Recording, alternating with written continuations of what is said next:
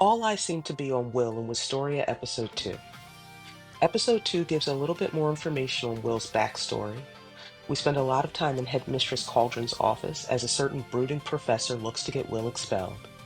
And along with this, we get to see Will face off against his most challenging foe yet, and it won't be in the dungeon. With all of that said, let's journey into Wistoria Wand and Sword Episode 2, called As Though Undaunted. Episode 2 opens with a 5-year flashback. At this time, Will was 10 years old. He was surrounded by ostracizing classmates, speaking of what were rumors at the time about Will not being able to use magic, and the fact that the Academy brought him on to try to convince Lady Elpharia to join Regard Magical Academy. Due to Elphie becoming a Magiavander so quickly after joining the Academy, Will's classmates were speaking and saying that he no longer needed to be at the school, and they were wondering why he was even there at this point. Within this flashback, Professor Workner takes a deeply saddened Will to Regard Magical Academy's headmaster's office. There, Will meets Regard's headmistress, Cauldron Anno. And honestly, I hope I'm saying that name right, but if I'm not, please let me know in the comments. But without saying a word, Headmistress Cauldron provides Will with a small blade and then proceeds to attack Will from all sides with her magic. Will is able to destroy each attack that Headmistress Cauldron throws at him with very little effort.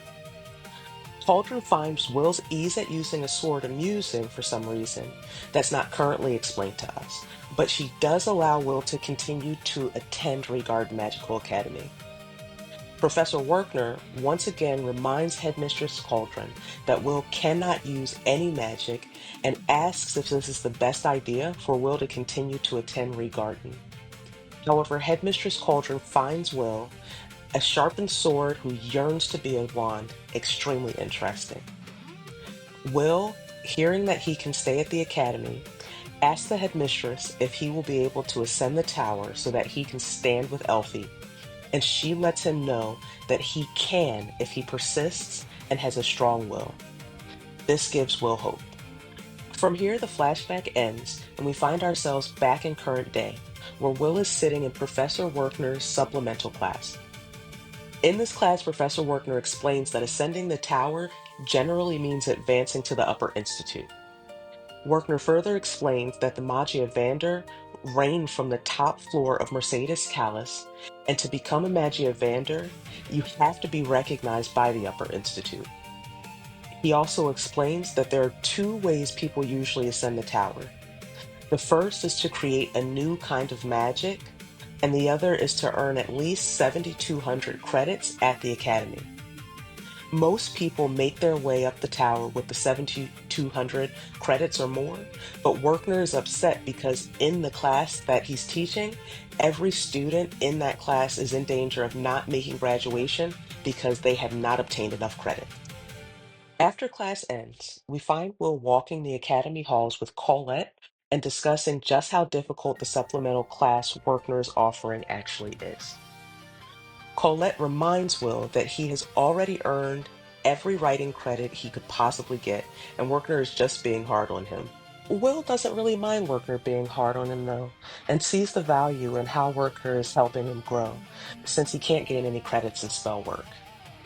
As Will and Colette are walking the halls, they turn a corner and hear another student boasting about how Scion, the fire wielder from episode 1 that Will saved from the dungeon, beat an evil sentinel, a 10-credit monster, all by himself in the dungeon. Scion's other classmates are shocked and impressed as they hear the story. But Scion's friends, who were knocked out at the time of the monster attack in the dungeon, have no idea what Will did to save their lives. And Scion is sitting silently, thinking about how everything that his friends are saying are lies, while at the same time thinking about how unbearable the truth of being saved by Will, who has no magic, actually is. It's right at this moment that Scion sees Will walking in the distance with Colette and decides to make his way to Will and grab him by the collar of his shirt. While holding on to Will, Scion still can't seem to process the fact that Will saved him and has actual strength. Just like in episode 1, Colette jumps in to protect Will from Scion. She She doesn't know anything about what happened in the dungeons, and at the same time, she hates to see Will being picked on. She tells Scion to leave Will alone, and Scion reluctantly does so before storming off. Scion attacking Will seemed off to Colette, so she asks Will if something happened with them, but Will dismisses it. As things start to settle down in the hallway, the scene cuts over to Professor Edward in the headmistress's office pleading with Cauldron to expel Will from Regarden. Headmistress Cauldron explains that Will is in his sixth and final year at Regarden Magical Academy and asks why Professor Edwards all of a sudden has urgency behind kicking Will out of the school. Edward explains that it's because Will cannot use magic, but you can tell that he's still fuming from seeing Will beat that monster in the dungeons without using any magic, which I'm sure he can't do himself. Headmistress Cauldron decides to pull up Will's academic record to see how he's been doing and determines that outside of not being able to use magic, he's doing so academically well that suggesting he is excellent would be an understatement. Will is in fact a very smart guy who offers new and interesting perspectives. Due to this, Headmistress Cauldron suggests that there are many paths Will could take, so there's no reason to kick him out of the school. However, Professor Edward explains that Will only wants to follow the path of Amagia Vander. Due to this, Headmistress Cauldron tells Professor Edward that he can test Will in any way he sees fit, and Will passing or failing will be 100% up to Professor Edward's own judgment. As Professor Edward leaves Headmistress Cauldron's office, we jump back over to Will and Colette making their way to the library. On their way over, Will stops at his locker and Colette opens it for him since it requires magic to open, and Will has none. Upon opening his locker, Colette notices Will's sword inside and finds that Will leaves it in there because he cannot get permission to carry it on campus. From here, they continue to make their way to the library, and once there, you get to see just how much of a book learner Will truly is. As Will studies, he mumbles out loud about different races, like the dwarves and elves and their roles in an old war. Colette tries to get Will to rest, but Will explains his desire to get to the Upper Institute and the determination and drive to never give up on this goal. While Will and Colette continue to chat, Professor Edward appears behind them and asks Will to come to the spell hall alone. On the way to the spell hall, Professor Edward advises Will that this will be a supplemental lesson just for him. As soon as they enter the spell hall, Edward attacks Will using his dark magic. He then explains to Will that Will's assignment for the supplemental class is to land one hit on Professor Edward before the battle is over. If Will can do this, he will receive 5 spell work credits. And if Will fails, he has to leave Regarden Magical Academy forever. Professor Edward then begins relentlessly attacking Will. As the fight starts to heat up, we cut over to Professor Werkner heading into Headmistress Cauldron's office. There, Cauldron produces magic to show Professor Werkner of the battle starting between Will and Professor Edward. Professor Werkner, extremely confused, tries to figure out why Will and Edward are about to fight.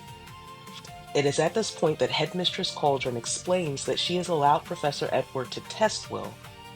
She also explains that Werkner is not allowed to interfere and that she just wanted him to see what was taking place.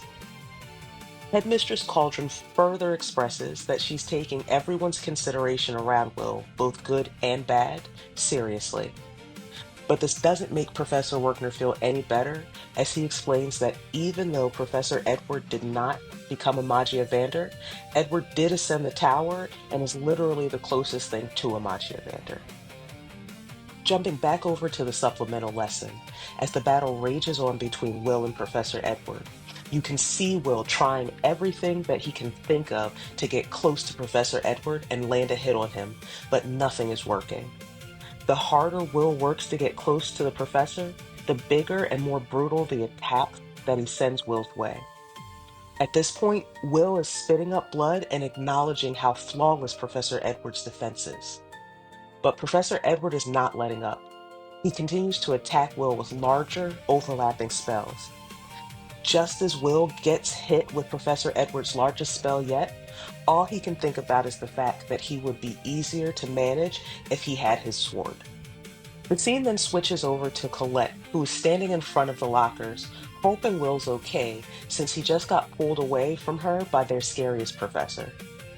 As Colette stands at the lockers, Will's familiar, Kiki, injured from trying to help Will in his fight against Professor Edward, limps over. As Colette bends down to try to help, Kiki begins pawing at Will's locker as if to ask for Colette's help. Colette, recognizing that something is probably wrong or that Will might be injured, goes to unlock Will's locker. As she does this, we are sent back to the battle, where Will is laying on the ground, face down, clearly impacted by the attacks of Professor Edward. While Will is struggling on the ground, Professor Edward continues to talk down to Will, explaining that if Will cannot beat him, there's no way that he will make his way up the tower. He further degrades and steps on Will while telling him that the wand is always mightier than the sword. Will, not accepting of this treatment, pushes the professor off of him. Professor Edward, annoyed by this, asks Will why he continues to fight, and Will, dedicated and unwavering, explains that he fights this hard to be by Elphie's side and that he won't break the promise he made to her. Professor Edward goes to diminish Will's dream again and calls him a fool, but Will doesn't care. He tells Professor Edward that he will never stray from this path and he will find himself by Elphie's side. As Will expresses his feelings, Colette runs, holding Will's sword, and she tosses it to him. With his sword in hand, Will is able to slice through Professor Edward's attack. Professor Edward, seeing this, begins to throw increasingly stronger spells at Will, giving him very little room to maneuver. However, Will is strong and very fast, and manages to evade Professor Edward's attacks until he is finally able to get close enough to land one strike on his professor. Professor Edward, still annoyed but recognizing that he was beat at his own game, turns to leave and awards Will his 5 spell work credits. In the end, we also get to see Headmistress Cauldron and Professor Werkner witness Will besting Professor Edward. And this is where episode 2 of Wistoria Wand and Sword ends. If you enjoyed this video, please like and subscribe, and I'll see you for episode 3.